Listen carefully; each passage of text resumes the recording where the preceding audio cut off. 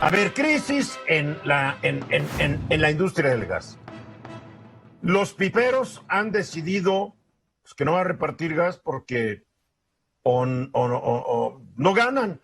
Porque hay que entender cómo es la estructura. Una cosa son las plantas de gas y otra cosa son los piperos. Tú ahí me corriges, mi querido Hugo Páez. Los piperos van con las plantas, que son de particulares, llenan sus pipas, ellos fijan realmente el precio cuando se van a distribuir, lo que aguanta el mercado, y ahora que les pusieron un precio tope, pues dicen que no sale el negocio y están empezando a hacer paros. Explícanos qué pasa. Bueno, Eduardo, creo que aquí el problema que se desató, digamos que parafraseando un poco al presidente Andrés Manuel López Obrador, pues le pegó un batazo al avispero porque la Comisión Reguladora de Energía y la Secretaría de Energía pues impusieron un precio tope al gas. El problema es, como tú dices, hay un gran gremio de piperos que revenden, por así decirlo, o digamos para propósitos explicativos, revenden el gas.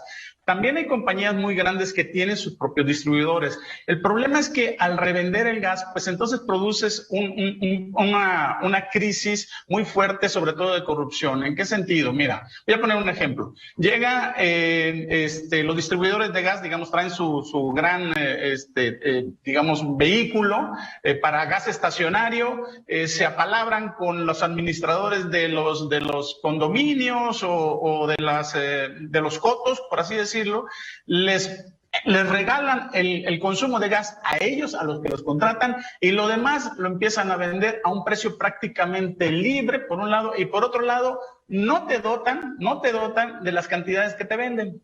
Entonces, esto crea una verdadera corrupción donde normalmente los vecinos, si no están muy osados, tienen grandes problemas de suministro y de corrupción ahí. Esto se da mucho por estos gremios que revenden el gas. En esto, el gobierno de Andrés Manuel López Obrador y también Guillermo Sheffield, el fiscal, del consumidor, pusieron mucha atención. El procurador del consumidor, el que quiso ser presidente municipal de León por Morena en la última elección, y los leoneses lo batearon, lo mandaron muy lejos y ya está de regreso ahí dándonos los precios de la gasolina. Muy divertido. Así es.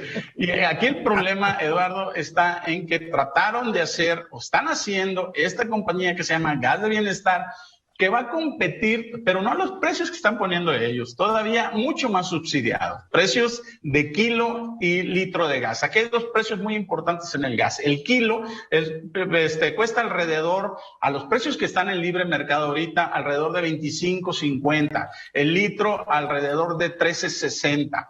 Los precios que trata de imponer la Comisión Reguladora de Energía en el kilo varían 3 pesos abajo y en el litro como 1.40 abajo. El problema está en que Gas Bienestar todavía tener precios mucho más competitivos. Entonces, por un lado, el gobierno está jugando a regular el precio, pero por otro lado está haciendo una competencia desleal con una compañía de suministro de gas propia del gobierno federal, pues que realmente no van a poder competir con ella. El problema está en que hoy en la mañana, pues ya más de 8,000 piperos, digamos, de esos que distribuyen gas, pues pararon por un día nada más, subieron la sensibilidad en los sectores más delicados, más peligrosos, a eso sí suministraron, pero a los comunes, por así decirlo, no les suministraron. Esta es una primera llamada. A ver, una pregunta, Ramsés, ¿cuánto nos va a costar a los mexicanos el subsidio vendiéndolo a 11.52 el kilo? Creo que es el nuevo precio.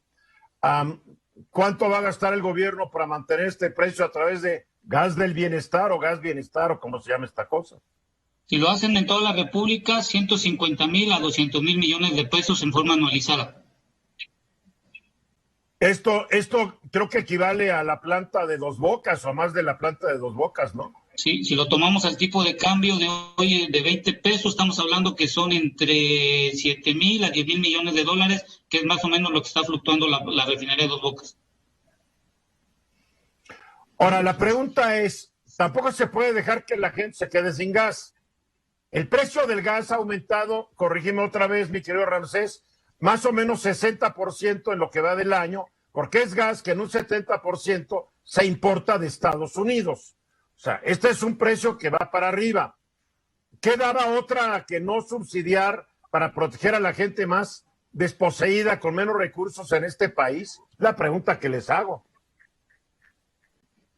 Bueno, y como dice Hugo, hoy en la mañana que tuvieron los piperos, por así llamarlos, el problema radica, Eduardo, que ahorita estábamos revisando que nomás hay 1,042 plantas de distribución y algunas plantas tienen que recorrer más o menos por día, algunas más de 100 kilómetros o hasta 80 para poder llegar a donde está el usuario final. En el centro occidente del país no hay ese problema, pero el inconveniente es que la logística depende mucho de cuántas casas puede hacer, porque en México hay 27.7 millones de hogares que utilizan gas licuado. Pero la pregunta es, ¿cuántas de esas hoy, debido a la pandemia, al empobrecimiento que está padeciendo el grueso de la población, no les afecta terriblemente el aumento que ha sufrido el gas? Pues yo digo que a todos nos afecta.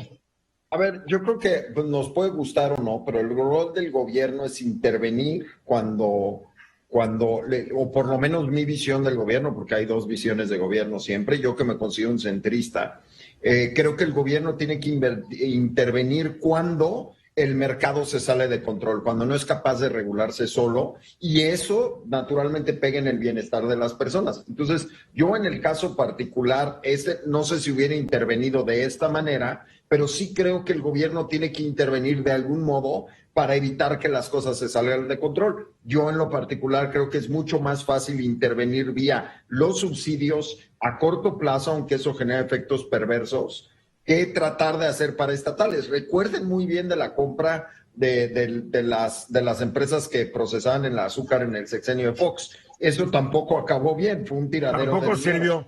Tampoco sirvió. Entonces, sí tiene que intervenir, el reto es cómo lo debe hacer. ¿Y durante cuánto tiempo? Porque se queda como algo permanente y ya se fastidió el asunto. Sí, no Liliana. Hay nada más permanente que lo temporal. No, es que a mí, la verdad, Álvaro, me parece que hemos tenido muy malas experiencias en este país con subsidios que después es imposible quitarlos porque políticamente nadie quiere quitarlos y que en su momento son pues muy atractivos justamente políticamente y electoralmente, pero después se van heredando trayendo pues mermas a las finanzas públicas y como ejemplo tenemos... pero la tenencia no se A ver, ¿qué le pasó al gobierno de Peña cuando le quitó el subsidio a la gasolina? Ese es el perfecto ejemplo. Del gasolinazo y no se dieron cuenta que es dinero que el gobierno dejó de usar para subsidiarnos a todos la gasolina e idealmente se iba a utilizar en asuntos más importantes. Ese es el mejor ejemplo. Oye, Eduardo, creo que aquí gran parte del problema también es que el presidente de nuevo no tiene una evaluación real de la distribución, igual que en la parte de las medicinas, igual que en las farmacéuticas, que realmente lo que hacían era una logística de distribución muy compleja, como otro tipo de grandes empresas, FEMSA y demás.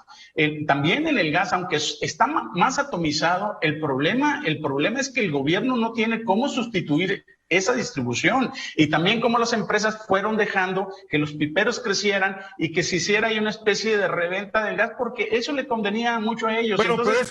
pero es que también hay que analizarlo. Un método de distribución, no necesariamente una planta de gas tiene que ser la distribuidora de gas. Claro que no. O sea, es como si exigieras que los laboratorios de medicinas tuvieran su propia distribución. Así es. No se puede. A ver, Ramsés. Nada más rapidito para puntualizar, estos precios máximos solo van a durar hasta el mes de enero del 2022 porque eso es lo que emitió la Secretaría de Energía en su directriz, solo va a durar 6 meses y lo que están haciendo es una calibración de cuánto es el mínimo que se puede tener de la logística del punto A al punto B en cada una de las regiones. Hay que ver cómo si el precio del gas sigue aumentando, mi querido Ramsés, y parece que va a seguir aumentando, ¿qué razón tendría el gobierno para llegando a enero decir, se acabó, se le arma la bronca peor. Por supuesto. Ninguna. Y simplemente amplían los otros 6 u otro año o así, claro, o hasta que acabe el periodo del presidente. Así es. ¿Cuándo se estima que baje el precio del gas, Ramsés? Pues por lo pronto no, porque todo el precio del barril está por arriba del $70. Ahí está el asunto. Y porque la reactivación de la economía también está generando una demanda por el gas y por la gasolina y por todo el asunto. Por eso los aumentos de precio, por la reactivación económica y porque no había suficiente en inventarios. ¿O estoy equivocado, Ramsés? Y por la inflación, también hay que recordar. Bien, para concluir, Hugo. Bueno, yo creo que con esta decisión que tomó el gobierno federal, en primera, lo único que hizo es agrupar en un gran movimiento a los gremios gaseros que estaban más o menos atomizados. Ahora son un gran gremio gasero, cuando menos con el propósito de defender sus intereses y que el gobierno, pues, hasta el momento Bien, no se sienta a negociar con ellos. Como ser estos gaseros, se van a acabar peleando otra vez y a ver quién vende más barato. Esta fue una producción de Grupo Fórmula. Encuentra más contenido como este en radioformula.mx.